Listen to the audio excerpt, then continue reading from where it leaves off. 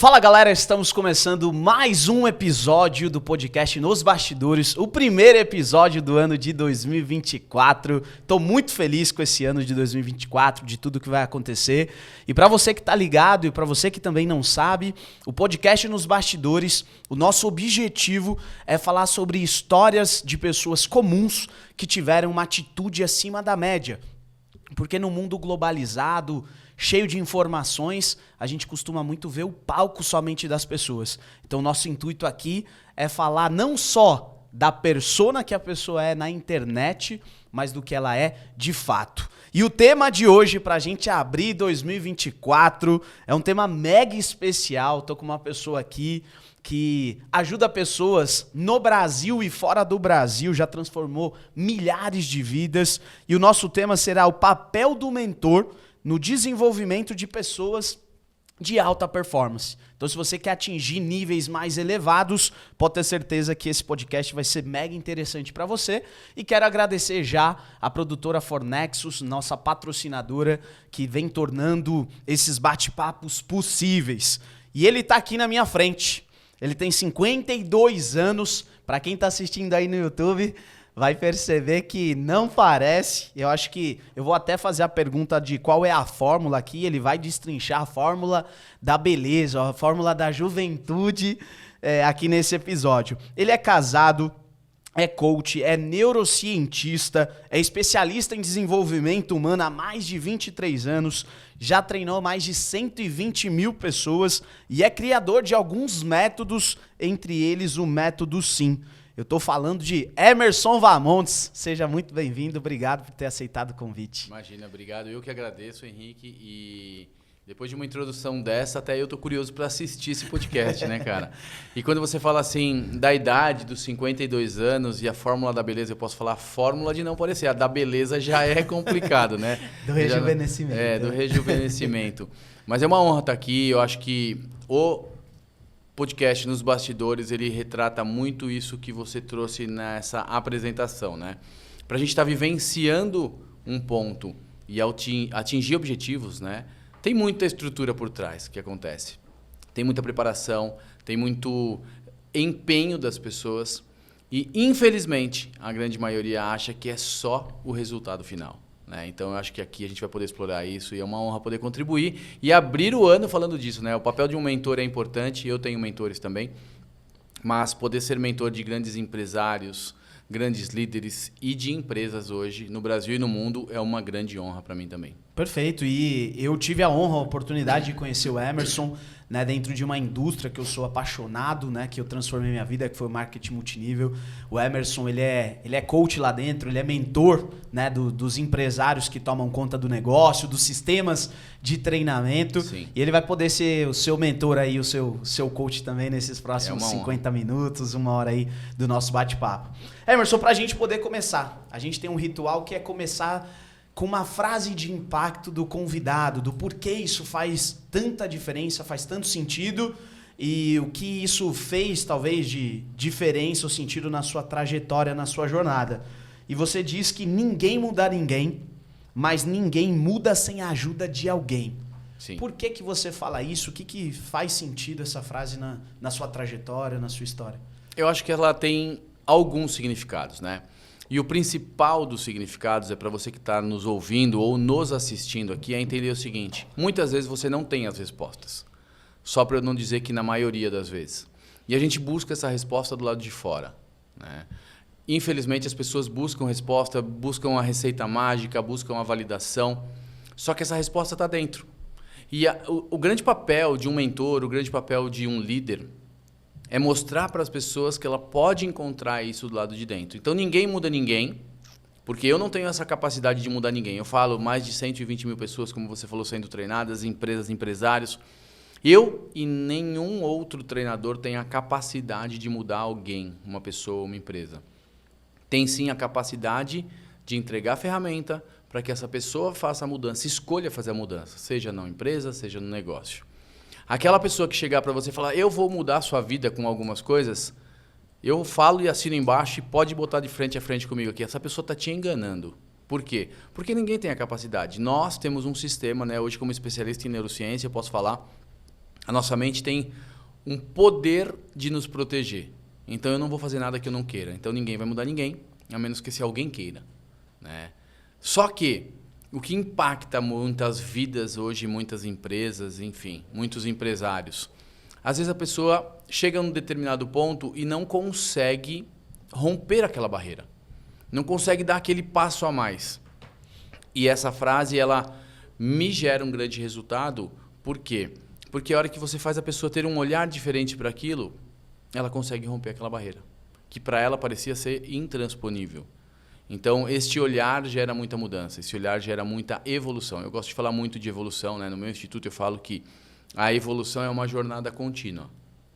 E sucesso é questão de evolução. Você quer evoluir, você vai ter que seguir passo a passo e essa jornada não vai parar nunca. Você sabe muito bem isso, né? O Henrique olha lá atrás para a história dele e vê quanta coisa você faz diferente e fez diferente. É uma evolução, não é o mesmo Henrique. E essa jornada não vai parar.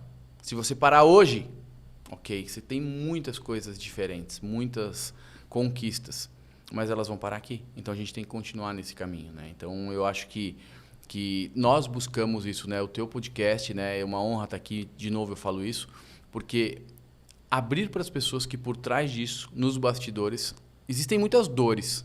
Tá? Hoje eu falo com grandes players, com grandes empresários, e que às vezes falam assim, Emerson, cara, com tudo que eu estou fazendo, com tudo que eu conquistei, eu não sei passar por essa situação, cara. O que eu faço? Então, nesse o que eu faço é fazer a pessoa enxergar e olhar para isso. Entendi. Então, basicamente seria assim, eu lembro que motivação, ela é motivo para uma ação. E se esse motivo ele é intrínseco, ele é individual, o papel do mentor, o papel do coach, o papel daquele profissional, daquela pessoa mais experiente que pode orientar talvez dar ferramentas e despertar o motivo dessa pessoa para que ela possa entrar em ação. Exato. Porque se ela não está entrando em ação, quer dizer que ou o motivo não está claro, ou talvez ele não seja suficiente forte, talvez mais poderoso, para ultrapassar todas as intempéries que a gente tem, todas as dificuldades, as barreiras, os medos, os receios, para colocar essa ação. Seria mais ou menos isso? E um outro ponto que eu gosto de provocar. A motivação acaba. Motivação é igual escovar o dente. Você tem que fazer todo dia e mais de uma vez por dia. Você escovou o dente hoje? Escovei. Escovou. Ótimo. Que bom, né? Isso é importante. A motivação, as pessoas olham, elas acham que elas vão tomar um golinho de motivação e ela vai durar por uma semana ou por um mês. Isso não existe. Então, este papel é fazer a pessoa encontrar ali qual que é o motivo para ela se reinventar no dia seguinte. A minha vida, eu falo, não tenho vergonha nenhuma, ela não é linda, maravilhosa, perfeita. Por mais que eu ensine, por mais que eu leve isso para as pessoas, por mais que eu ajude empresas, empresários, no Brasil, hoje eu tenho a honra de dizer que eu sou o primeiro brasileiro a levar um curso de formação em neurociência para o país onde foi criado, que é para os Estados Unidos. E hoje já com baita de um resultado, depois de 3 turmas, agora a gente está indo para a 4ª turma agora, neste ano. Então, trazer essa motivação, tem horas que você fala assim, desculpa, tá, mas cara, eu não tenho mais força. Eu não sei, eu acredito que isso também já tenha acontecido com você. Sim, com uma certeza. situação, fala, mas será que eu faço isso? Será que não? E principalmente agora, né? Você está indo para uma fase nova na tua vida, onde você vai ter que buscar mais motivação para levar para alguém que está vindo ali, para terem vocês como exemplo e fazer muita mudança. Isso é um grande fator de motivação. Mas às vezes as pessoas olham e falam assim, tá, o que me motiva? Eu não sei. Então esse é o grande segredo de ter alguém, às vezes, que te mostre a encontrar o fator que faz você escovar dente todo dia. Então, se motivar todo dia. Entendi. E você sempre foi esse cara que quis servir, que quis ajudar? Como é que era o Emerson lá da infância, da adolescência? Como é que você caiu nesse mundo do desenvolvimento? E como é que era você lá na... Na verdade, eu acho que eu sempre fiz isso, né? Hoje eu tenho muita clareza disso, dentro da minha casa. Meu pai é motorista de caminhão, meu pai faleceu em 2017, mas ele sempre teve uma educação mais dura. Eu nunca tomei uma palmada do meu pai, né? Mas ele não precisava, era só um olhar e já estava tudo certo. E a minha mãe sempre cuidando muito de casa. Se meu pai trabalhava, ele ganhava. Se não trabalhava, ele não ganhava. E a situação, nós passamos por situações difíceis, né? Momentos difíceis ali. E o momento onde era mais difícil, e talvez isso aconteça na vida de muita gente, principalmente financeiramente, quando você tem uma dificuldade, um aperto, era o momento onde eu via ele mais nervoso.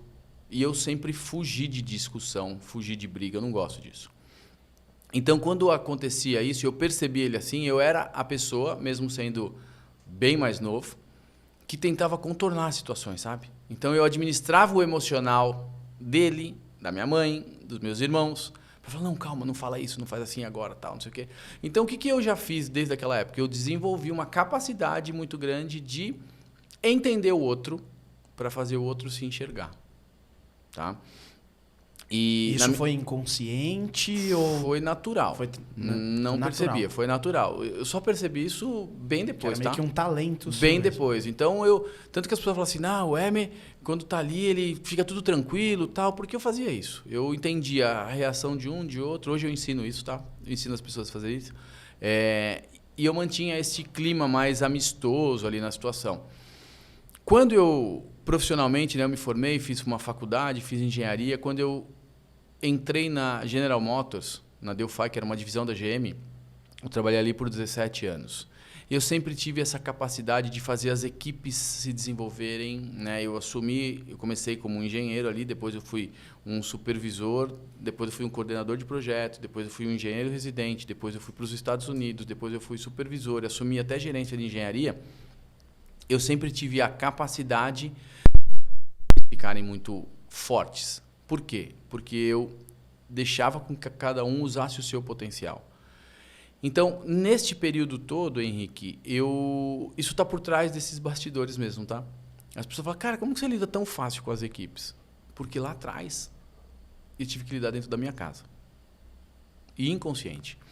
E aí, quando despertou, que eu vivenciei um treinamento e eu entendi que a nossa mente é tão lógica quanto um projeto de engenharia, eu falei, cara, é isso que eu quero entregar mais para as pessoas. Aí eu trabalhei um período em paralelo, engenharia e desenvolvimento humano, e aí depois disso eu fiz toda uma migração. Falei, cara, eu quero levar isso para o mundo e não dá para eu trabalhando na GM só fazer isso de final de semana. Eu preciso de mais tempo para isso, fui chamado de louco para largar um nível de diretoria de uma multinacional. Isso com quantos anos? Isso eu tinha 32 anos já. 32 anos, estava num cargo legal, numa Já posição era legal gerente de e decidiu virar... E larguei tudo, a minha renda caiu 70%, porque eu tinha um nível gerencial mesmo, né? Um nível de diretoria de uma multinacional. E trabalhar com desenvolvimento humano era trabalhar sob demanda. Principalmente na época, né? Há Exatamente, 20 anos. Nós estamos falando de 20 né? anos. Hoje o pessoal olha e fala, evento, treinamento, é bonito. Vai fazer 20 anos atrás isso acontecer. Ninguém entendeu? é aberto. Empresas completamente tipo, é um gasto. resistentes. Um gasto, não vou investir isso. nisso. Não, para que eu vou cuidar das pessoas? Se ficam bem, elas saem da minha empresa.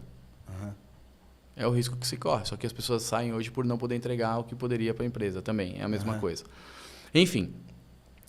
E aí foi essa sequência toda, entendeu? Então, eu tive isso muito nato, porque eu desenvolvi desde pequeno.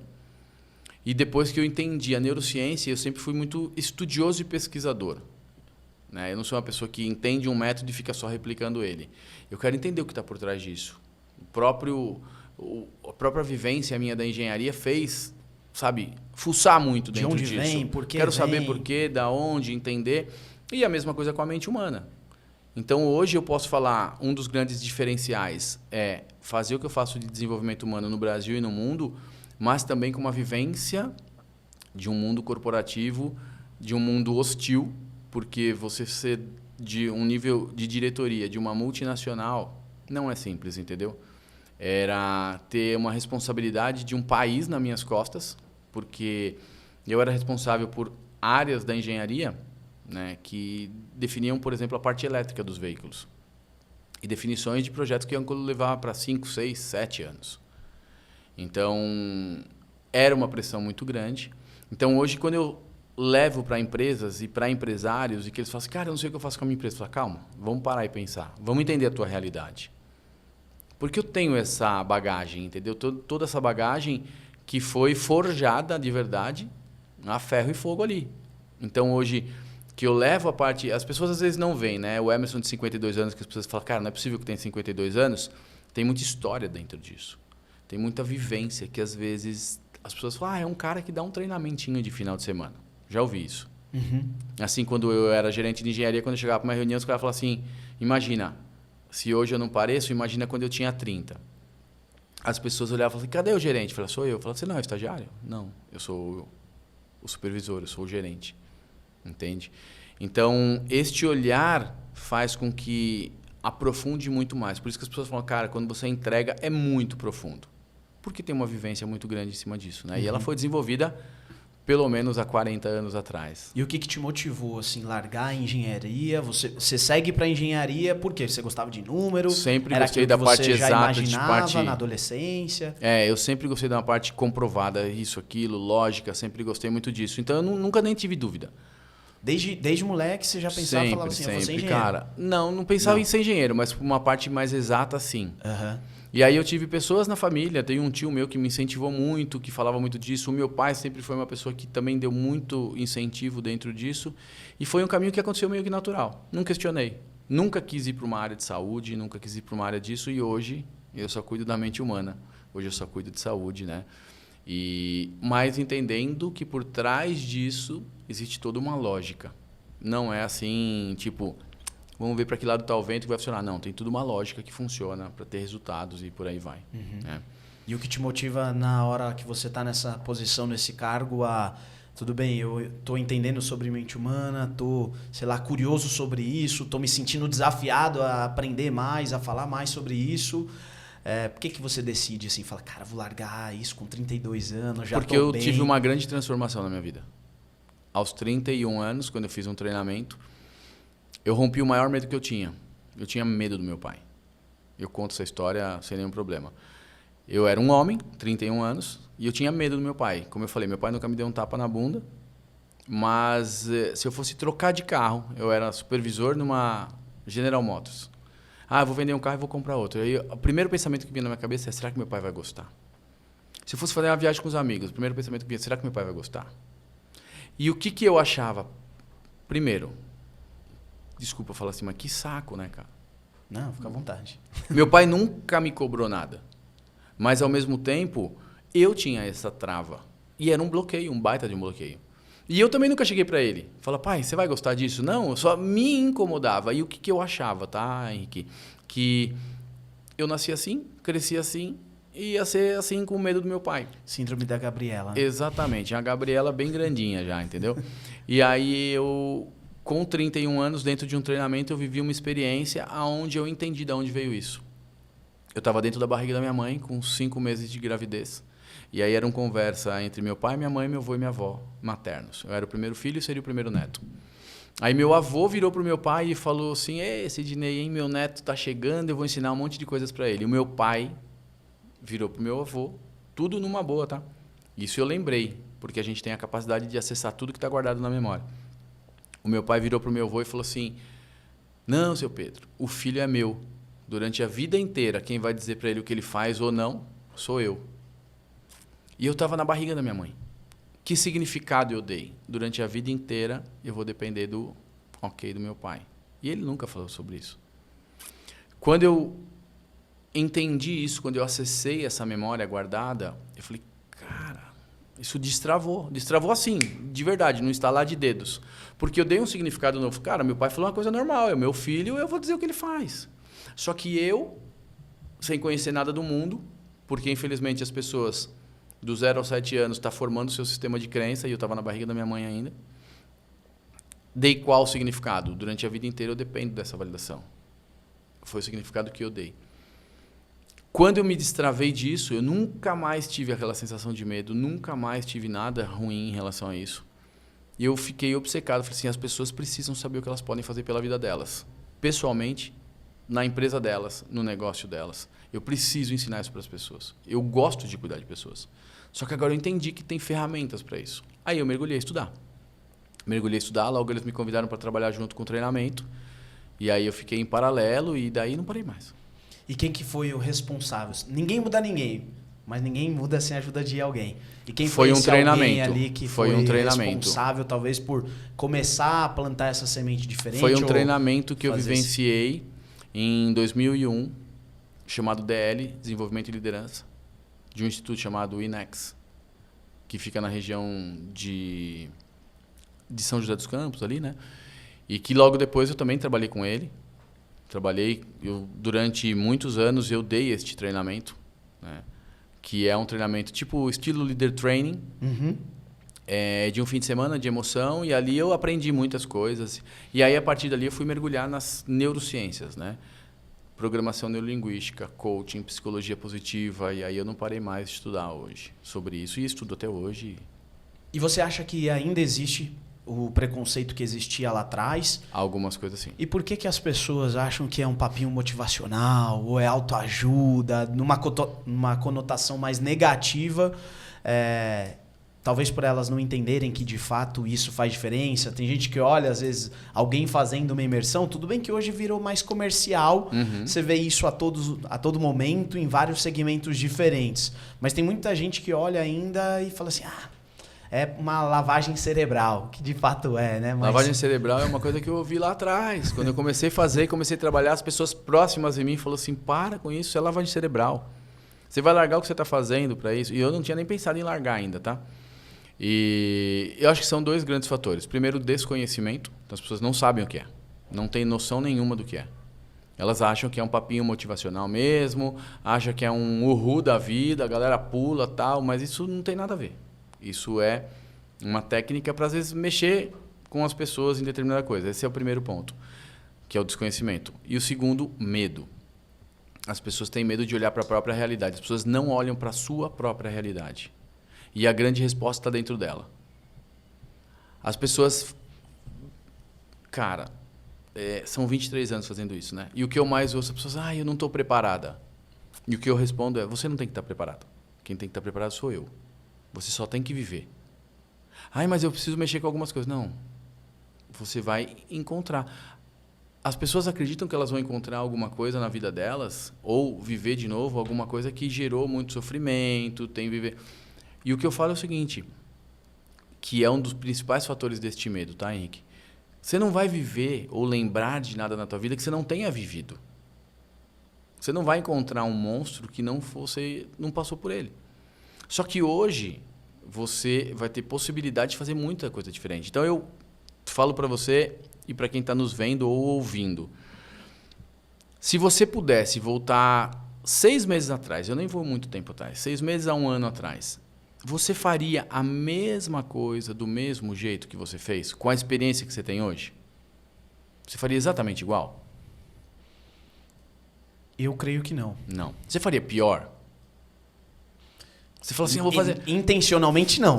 Talvez. Eu vou fazer uma coisa pior, sabe? Para ferrar mesmo com a minha vida. Intencionalmente não. Ninguém faz. Tudo que se você pegasse essa experiência e vivesse de novo uma mesma situação, com certeza você ia procurar um caminho diferente, melhor.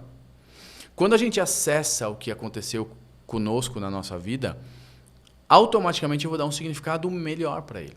Então não corre o risco de pior. Isso é estudo, tá? Isso não sou... Eu, Emerson, que estou falando isso aqui. É próprio estudos de neurocientistas que eu mergulho muito nisso. Não tem como eu dar um significado pior. Eu só posso melhorar. Infelizmente, as pessoas, por desconhecimento, elas acham que se elas vão mergulhar em alguma coisa... mas vai ser ruim viver de novo. Mas você não vive de novo. Infelizmente, a gente não tem uma máquina do tempo que pode voltar e viver de novo.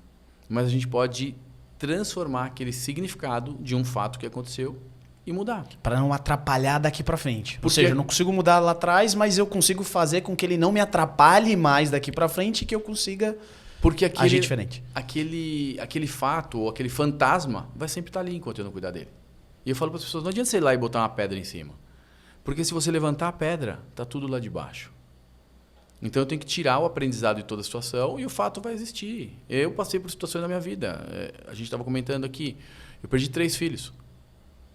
É gostoso? Não. Tem sentimento? Tem. Mas eu vivo no fato e modifico isso? Não.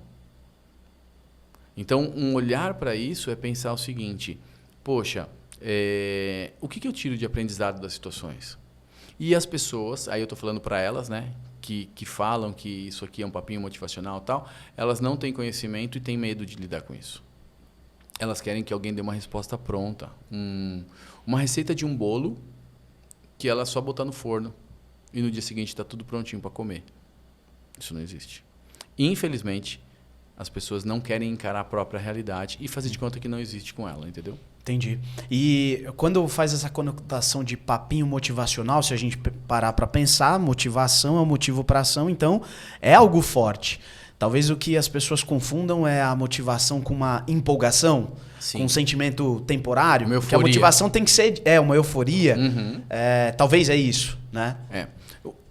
O grande diferencial que eu vejo e que eu entrego hoje, e isso eu deixo muito claro para as pessoas, é o seguinte: você vai sair de qualquer evento mexido. Você vai sair de qualquer evento pilhado. Seja ele qual for, você sabe muito bem disso. Com energia diferente. O grande segredo é o que eu faço depois. Então, a preocupação que eu tenho, junto com a minha equipe, junto com todo mundo que atua dentro disso, é o cuidado com as pessoas depois. Porque hoje está cheio de gente que vai, gera essas sensações através das situações e a pessoa sai de lá e depois ela fala assim: o que eu faço com isso? Eu ouço isso.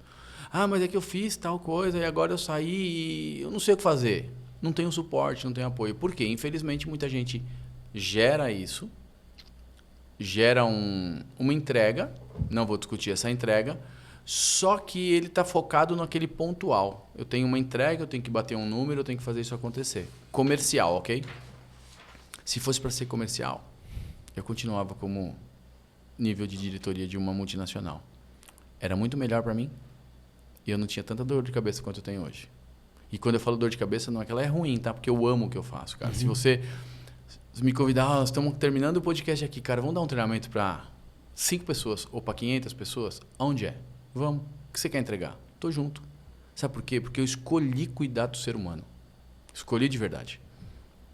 Então, às vezes não é entendido isso. As pessoas falam assim: cara, mas como? Porque eu escolhi.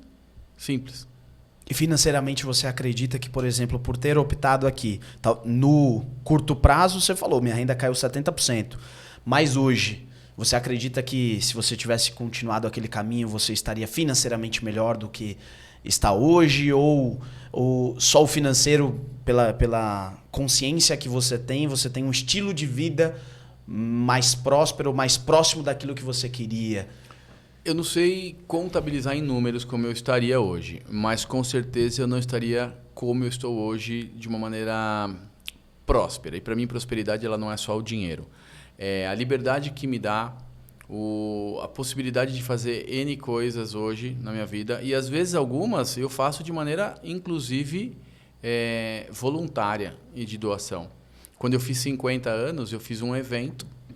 Minha esposa chegou e falou: o que você quer fazer? 50 anos, cara, é um marco, né? Tem que fazer alguma coisa, tal. Eu falei: não, relaxa, tal, tá tanto coisa. Ela falou: não, 50 anos, a gente não pode deixar passar. Eu falei: você quer ouvir minha resposta? Claro, eu quero dar um treinamento.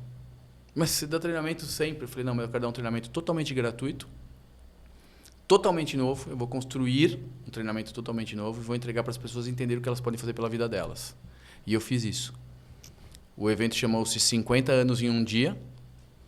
Tinha mais de 400 pessoas. Eu fui chamado numa TV para falar sobre isso. Chamada TV Barueri. Me forneceram o local, eu fiz em Alphaville. Eu não sabia onde eu ia fazer. Isso aqui foi criado em 20 dias. Aí ele falou: não, então a gente vai fazer toda a infraestrutura para você, porque eu nunca vi alguém entregar. Mas aí as pessoas chegaram assim: tá, e o que você vai vender no final do evento? Eu falei: nada.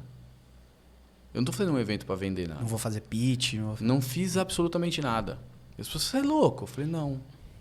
Eu só estou alinhado com aquilo que eu acredito. Não é o meu aniversário de 50 anos. Não é uma grande festa.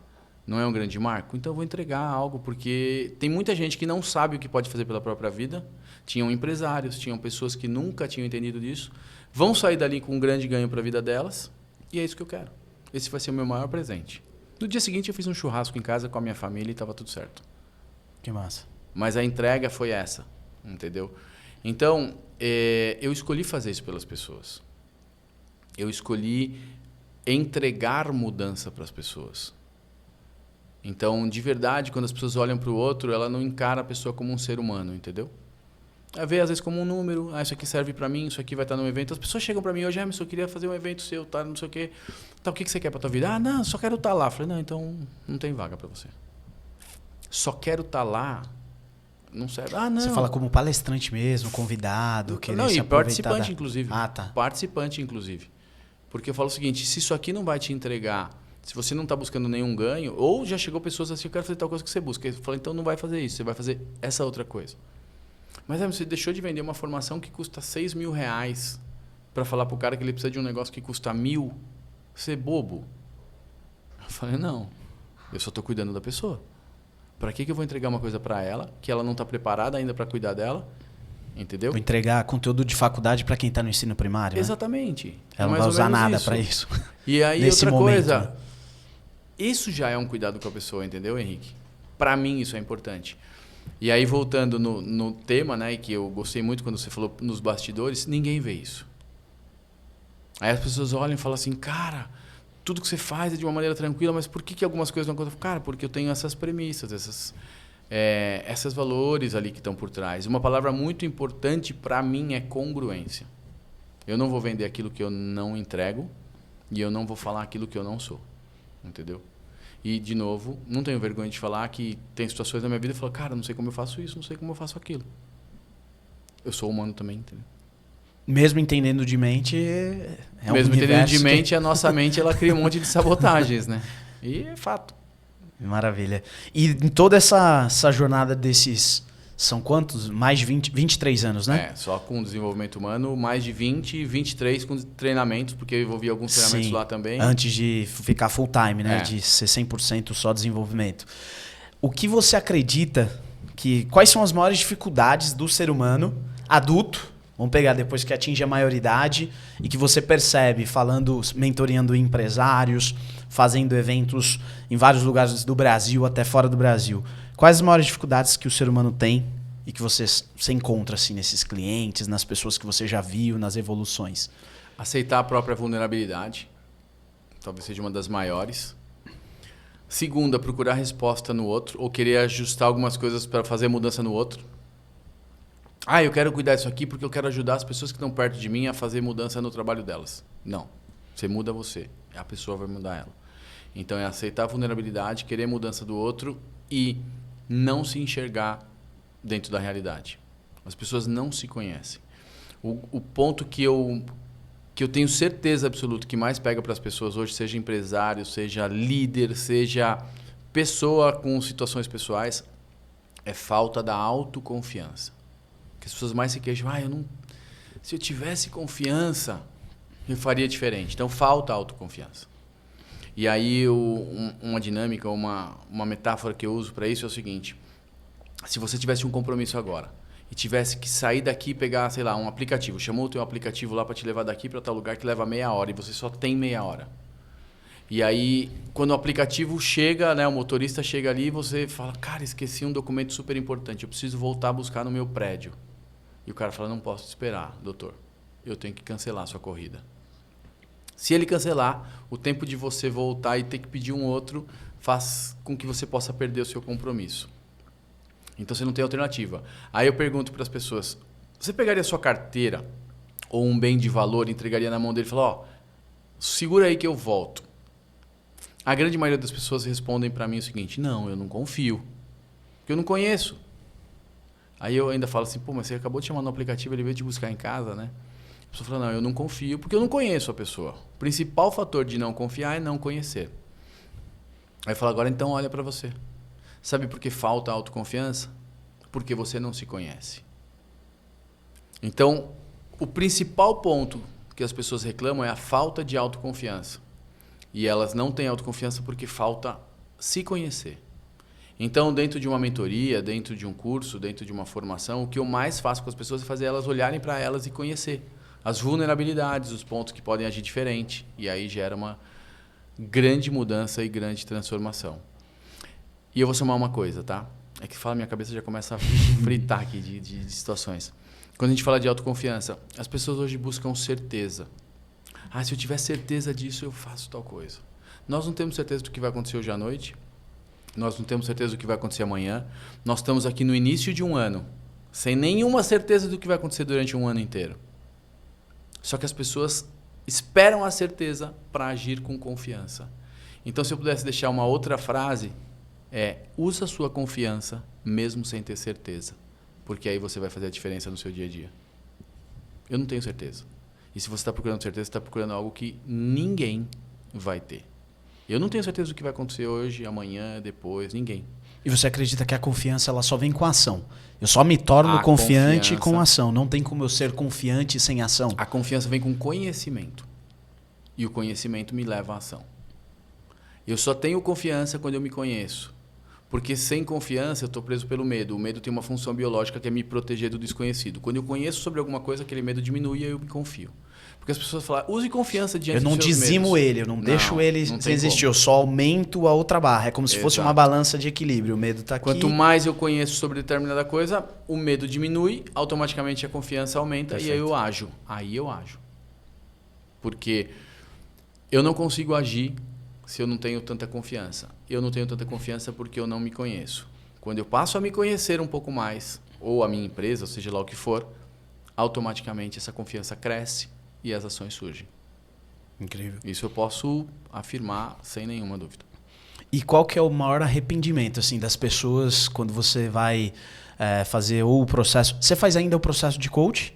Hoje eu faço um trabalho misturado coaching com mentoria, mas só com empresas. Perfeito. Individual, raras exceções. Entendi. Mas já fez isso ao longo do tempo. Já. E de todas essas pessoas que você já avaliou, já analisou, já viu os estudos, qual o maior arrependimento dessas pessoas? Por que eu não comecei antes? 100%. Por que eu não olhei para isso antes? Isso tanto profissional quanto pessoal? Tudo.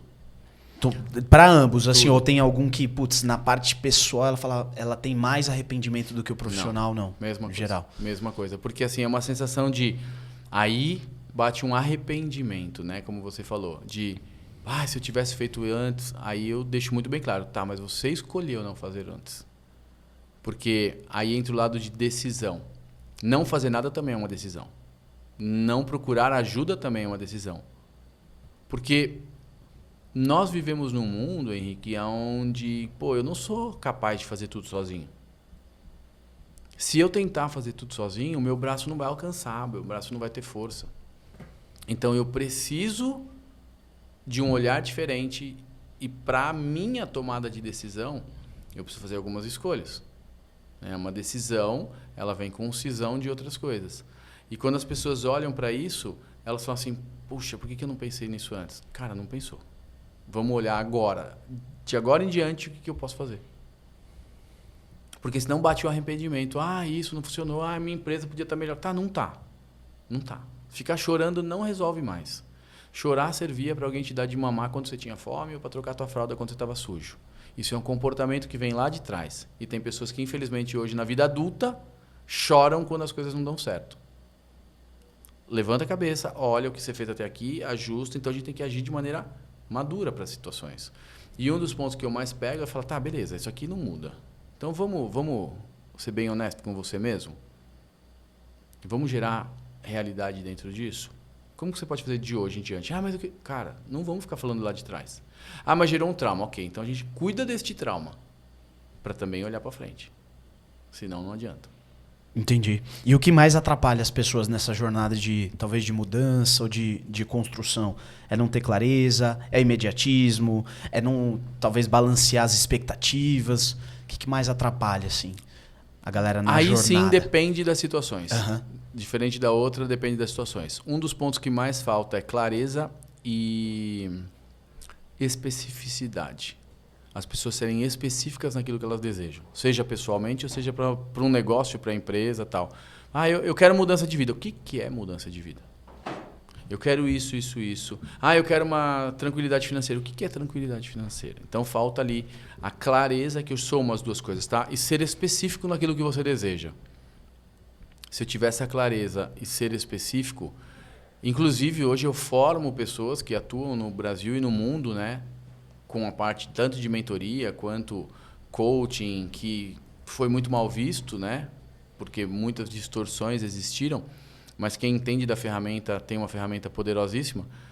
É o ponto que mais pega. As pessoas não são específicas e não têm clareza do que querem. E aí ficam patinando, não saem do lugar. Acho que esse é o ponto. Quem não sabe o que quer, qualquer coisa serve. Exatamente. E aí ela fica muito, talvez, suscetível às interferências, né? Ou às influências do mundo hoje no qual a gente vive, que é abrir as redes sociais e aí um tá comprando esse carro, um tá morando desse jeito, um tá viajando para lá, um tá agora fazendo tal atividade ou indo para tal área.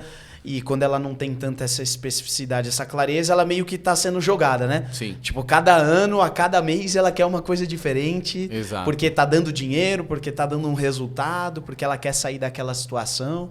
E essa comparação, e aí para mim é comparação, né? Essa comparação vem porque as pessoas não confiam nelas.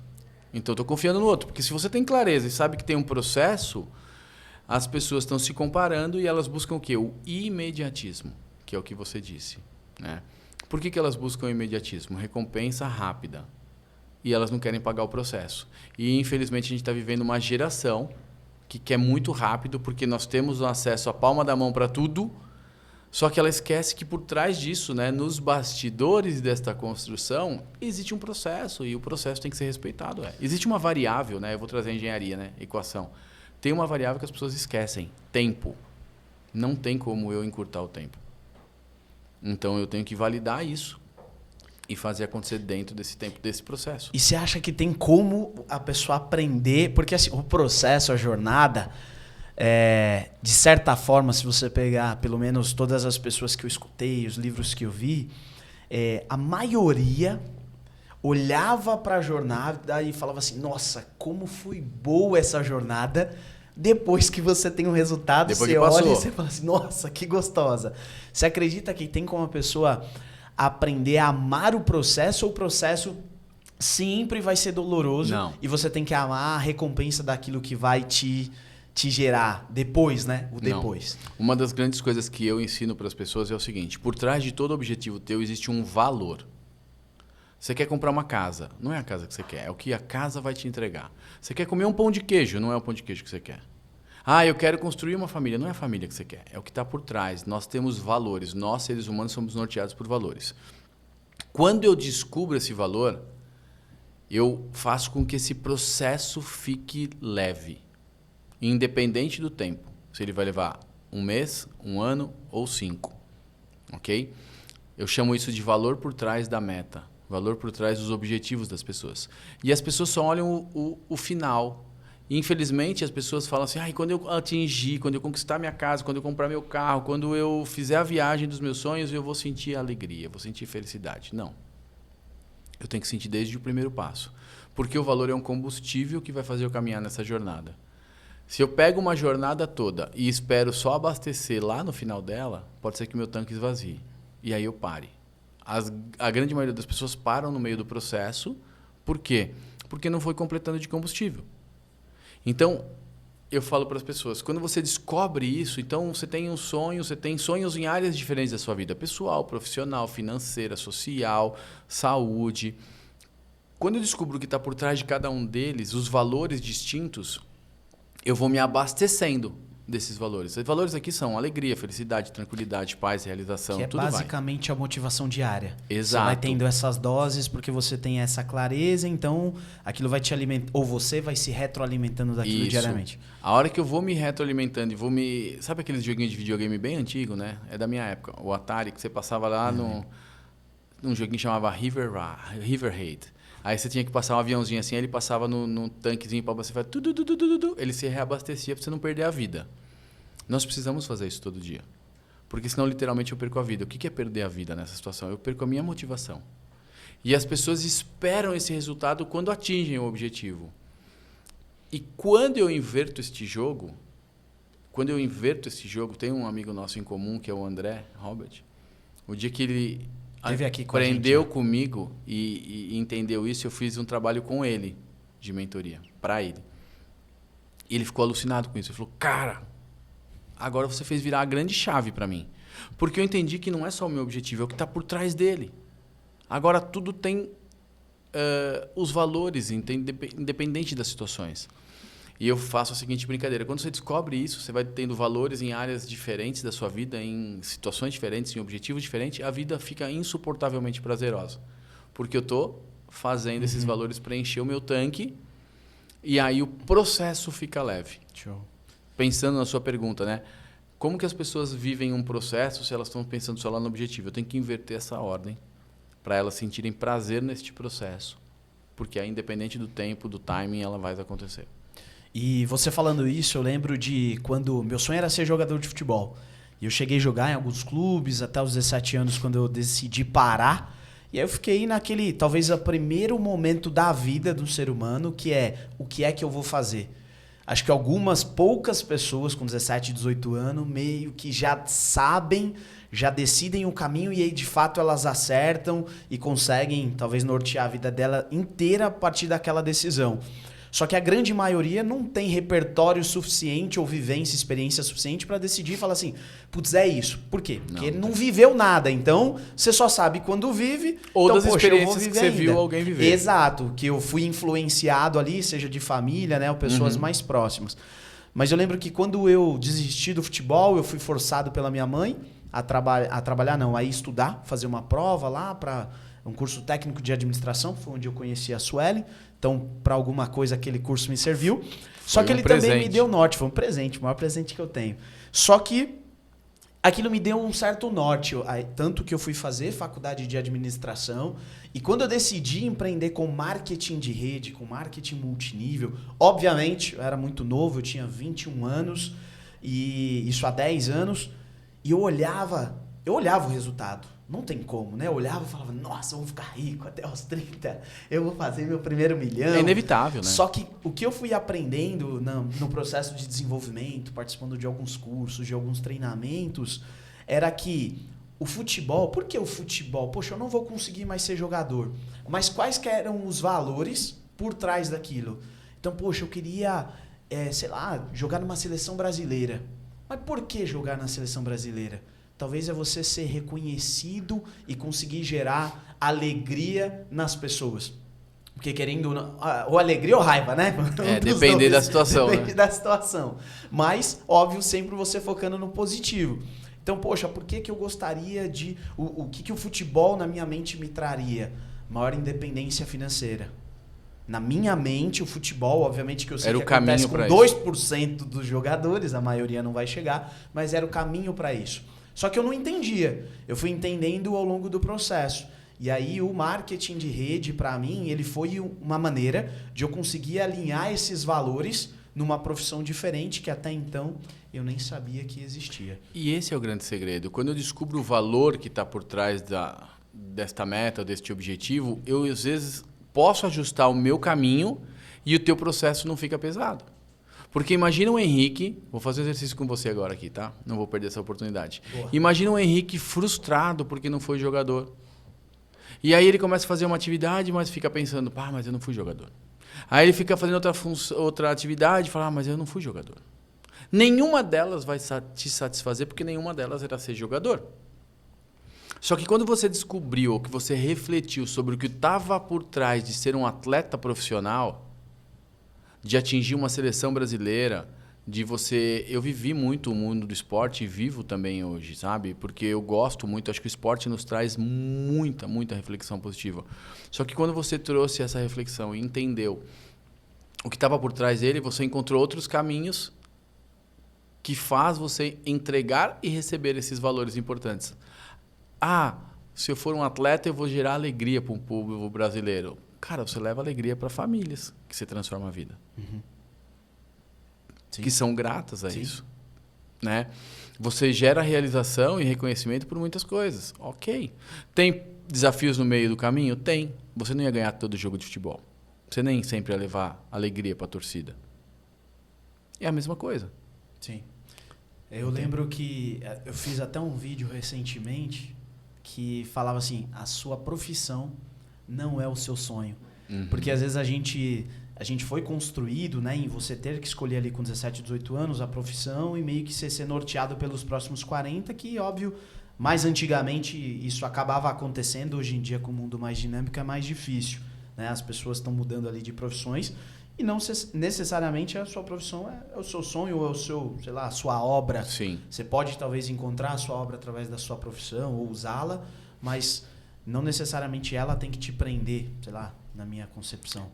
Porque se eu fico preso, é aquela velha pergunta, quem é você, né? E a maioria das pessoas respondem com a profissão que eles têm. Cara, médico, a profissão é só um caminho para muitas coisas. Porque isso que eu posso mudar. Tantas pessoas falam, você não se arrepende de ter mudado de engenharia? Cara, não. Mas você não gostar de engenharia? Cara, eu amo a engenharia. Eu estava nos Estados Unidos agora, né, no final do ano passado, na verdade, né, em outubro e novembro de 2023, e eu fui para uma aula de engenharia. Eu conheci um rapaz fazendo curso, ele faz a faculdade de engenharia lá, ele estava comentando uma aula assim, eu falei assim, cara, eu posso ir na aula? Ele falou, pode, vou ver com o professor, acho que pode. E eu entrei numa universidade americana, num curso de engenharia, e fui assistir a aula. Primeiro, era uma aula de cálculo. Quando eu entrei lá e comecei a falar assim, nossa, será que eu aprendi isso um dia? Acho que aqui eles ensinam diferente. Porque eu não lembro de nada. E aí eu comecei a resgatar, quando eu me vi, eu estava tão inserido na aula que eu estava respondendo para o professor. E depois eu fui conversar com ele, ele falou, cara, mas você lembrou? Há quanto tempo você fez isso? Eu falei assim, faz 30 anos. Há 30 anos atrás, ele falou, pô. Então, é uma escolha isso, entendeu? É uma escolha. Perfeito. E para a gente ir para a reta final agora, já que a gente está iniciando, eu aprendi que o dia da mentira não é o dia 1º de abril, não, mas sim o dia 1º de janeiro. Que as pessoas acabam esquecendo todas as promessas, né, as 7 ondinhas que ela pulou ali no dia virada. 31, na virada do ano. E como a gente acabou de passar, a gente está fresquinho, um ano novo, né, teoricamente vida nova, promessas novas.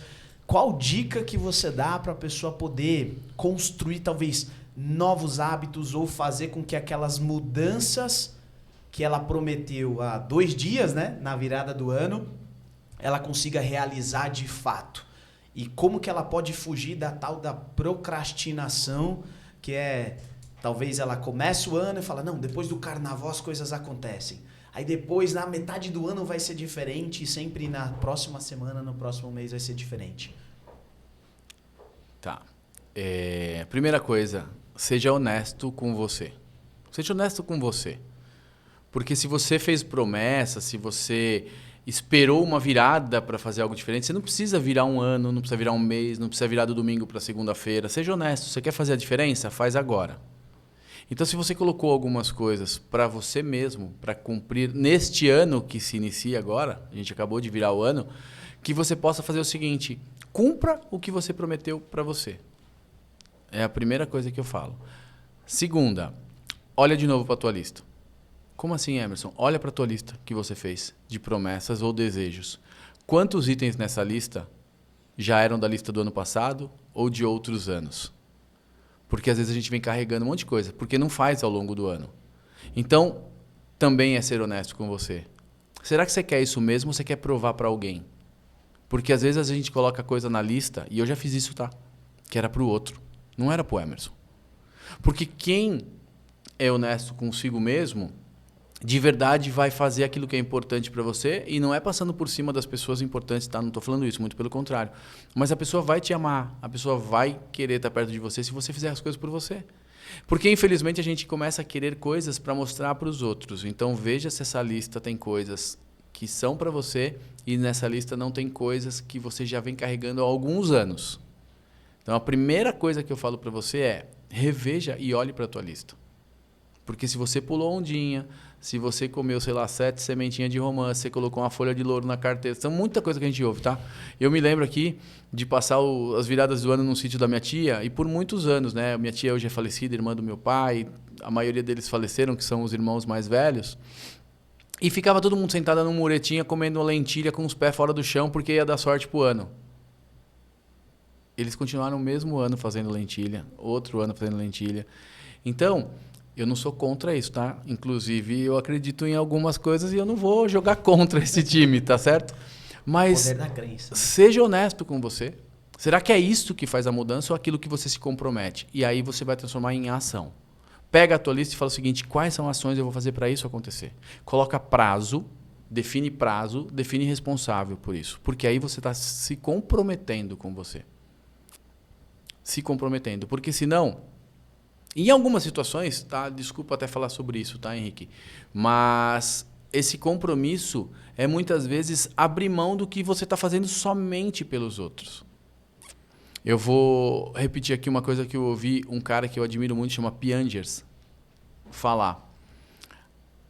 Já que a gente está iniciando um ano, é mais esperança, é mais mudança. E ele falou assim, pô, a vida é uma viagem muito curta que nos leva a um único lugar. Todos os caminhos nos levam à morte. Né? Independente do que acontecer, um dia é o destino que nós vamos ter. Então, ela é uma viagem curta para que todos os caminhos nos levem a este lugar. Então, se perde nos caminhos para não chegar lá tão rápido, entendeu? O que é se perder nos caminhos? Faz aquilo que é importante para você. Compromete com você. Você botou uma lista, você pulou ondinha, você fez o que você fez. É como se um estalo acontecesse aí dentro agora. Faz a mudança. Se compromete com o que você colocou. Acho que é a maior dica que eu posso dar. Maravilha. E por que as pessoas procrastinam? Qual que é o problema disso? Porque elas têm medo que dê certo. A grande maioria tem medo que dê certo. Porque elas ficam pensando assim, e se eu falhar? E se não funcionar? Cara, mas e se der certo? E se funcionar? Se você falhar, assume e faz de novo. Você não é perfeito, ninguém é perfeito. O maior fator de procrastinação é medo de falhar, ou seja, eu não ter o resultado que eu gostaria, e também medo de dar certo, por incrível que pareça. Porque se der certo, eu não sei o que fazer. Então, se você falhar, assume o erro. Como eu falei um pouquinho antes aqui, vulnerabilidade, né, que é o ponto que mais pega para as pessoas. Assuma, você não é perfeito, você não é perfeita, pode agir diferente e ajustar essa rota aí. E o segundo, né, se eu não é medo de falhar, se der certo, comemora e aproveita. Maravilha. E para a gente finalizar, a gente tem aqui um quadro que são perguntas e respostas ali de bate-pronto. Qual que é o livro que mais te marcou? A Coragem de Ser Imperfeito. Brené Brown. Brené Brown. A gente conheceu esse livro na pandemia, né?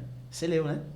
Você leu, eu não li. A Coragem de Sensacional. Ser Imperfeito. Eu ganhei de presente de um amigo e irmão chamado Catriano Moraes. Ah, conheço. Incrível. Qual a pessoa que mais te inspira? Trazendo aqui, né, como para muita gente, né? Tem muita gente cristã, religiosa que vem aqui. Então, fala assim, nesse plano aqui, né? Nesse plano terreno, assim. Existe essa pessoa, acredito que áreas diferentes, mas qual que mais te inspira? Meu pai. Uma das que mais te inspira? Meu pai. Mesmo... Porque na morte dele eu aprendi a maior coisa. A morte dele eu fui para dar uma formação. E ele faleceu de um câncer e ele falou assim, fica tranquilo, eu vou segurar essa semana para você fazer o seu melhor curso. Dali em diante, todos os meus cursos são os melhores cursos que eu faço. Então, se alguém num leito de morte pode ter força pensando no que um filho podia viver, ele sempre me inspirou e sempre vai me inspirar. Incrível. E qual o seu maior sonho hoje? Se pudesse, eu sei que isso vai mudando com o tempo, mas hoje na sua mente assim, fala, cara, é isso aqui que eu... Tem alguns, tá? Mas o maior sonho é estar fazendo um trabalho de desenvolvimento, um treinamento mesmo, que aconteça em paralelo nos 7 continentes. Seja traduzido simultaneamente em 7 continentes, exatamente. Mas acontecendo em paralelo em 7 continentes. Isso ao vivo, obviamente, ser presencial em um... Perfeito. E, quem sabe, rodando todos eles ao mesmo tempo, porque não precisa ser só de um dia, né? Eu vou fazer um evento agora, no próxima semana, que eu vou começar numa cidade, num estado do Brasil e terminar no outro. Então... E tem em janeiro, né? Exatamente. Em janeiro lá vai ter Exatamente. o evento. Você vai estar lá no Pará também, né? Vou. Todos. Belém? Todos eu tô junto. Né? Excelente. E tem alguma coisa do seu bastidor que você nunca compartilhou, mas que é muito significante pra você? Você nunca contou pra ninguém, nunca compartilhou? Já caí do palco num treinamento, cara. Um palco de mais de 1 metro de altura e as pessoas acharam que era combinado. Eu caí, quando eu vi que eu ia cair e me estourar embaixo, eu dei um rolamento assim, saí tudo dolorido e voltei pro palco. E as pessoas, cara, sensacional isso que você faz no treinamento, cara, mas ficou doendo pra caramba. Caí de um palco, a luz diminuiu, eu virei o pé na escadinha do palco e foi um tombo legal. Mas algumas pessoas viram que estava presente, faz tempo isso. Levantou rápido. Mas foi um tombo bem legal. Show de bola. E se o seu eu do presente encontrasse o seu eu do passado, qual conselho você daria? Essa pergunta eu faço para muita gente, né? Se o meu eu do presente encontrasse o eu do passado. Isso. Depende de qual lugar do passado, né? Não, mas me veio uma resposta. Foi quando eu tinha 12 anos, eu machuquei minha perna, fiquei 6 meses, tive que reaprender a andar. Eu não podia andar. Jogando futebol, o meu fêmur soltou da minha bacia e eu não sabia mais o que eu ia fazer. E a única coisa que eu queria saber se eu ia poder jogar bola de novo, né? E foi uma fase muito difícil da nossa vida, né? Da minha família. Então, se o eu do presente olhasse para aquele eu do passado, fala assim, pô, acredita, porque se levantar e andar de novo sozinho vai ser inspiração para muita gente. Incrível. Maravilha, irmão. Obrigado. Eu Obrigado por ter agradeço. aceitado o convite. Obrigado. Te espero mais vezes aqui Com pra certeza, gente vai ser um falar. Nem prazer. percebi. Passou, acho que já deu 1 hora. É rápido. Foi né? muito rápido. Quando é bom, Pra mim foi muito rápido, não sei pra você, mas deixa Foi suas redes demais. sociais para quem As redes quiser te sociais seguir. é @EmersonVamondes, né? Instagram, Onde ali né? tem tudo ali no Instagram, Emerson Vamondes, Facebook também. E aí ali tem todas as informações de instituto e tudo que acontece também ali. Maravilha. E segue a gente lá também nos nas nossas redes sociais. No YouTube é Podcast Nos Bastidores. No Instagram é Nos Bastidores Podcast, ao contrário. E se inscreve no YouTube, segue a gente aí no Instagram para você estar recebendo conteúdos diretamente. E para a gente finalizar, eu gosto muito dessa frase, que um dia você será reconhecido no palco ou em público por anos de trabalho que você fez nos bastidores. Exatamente. Até o próximo episódio e um ótimo ano de 2024 para vocês. Aproveite. Valeu.